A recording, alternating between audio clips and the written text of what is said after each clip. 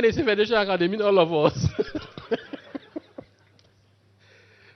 It's a gathering of high-level policymakers and experts from governments and intergovernmental organizations, CEOs and decision-makers from the private sector, among others. And they are one of those who've really shown. For BudgIT's global director, the Fiscal Business Series will set the tone for issues and reforms on the cost of governance.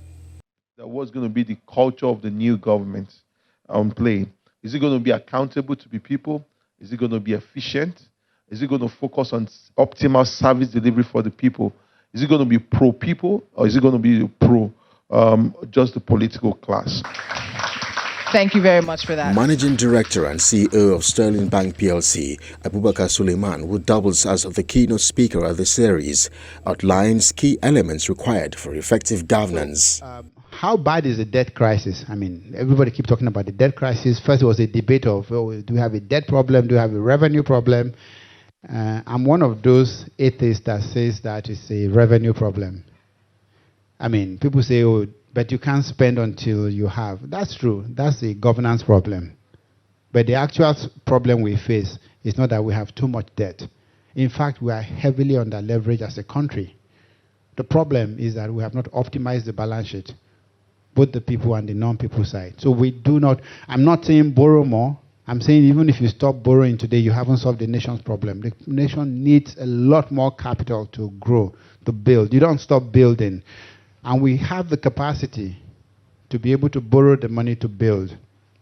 So I do agree that we need to fix our current issues with, debt service to revenue and all of that.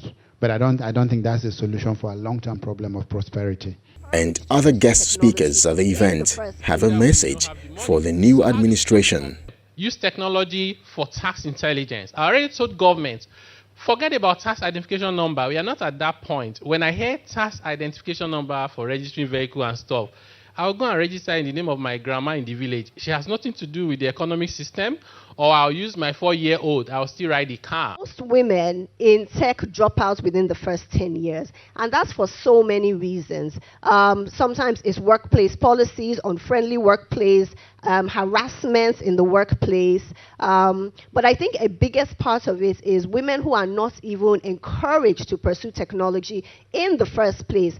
The program also featured a question and answer session with discussions around opportunities in the 2023 budget, fiscal options in a post-election environment, as well as key elements required for effective governance in the new cycle.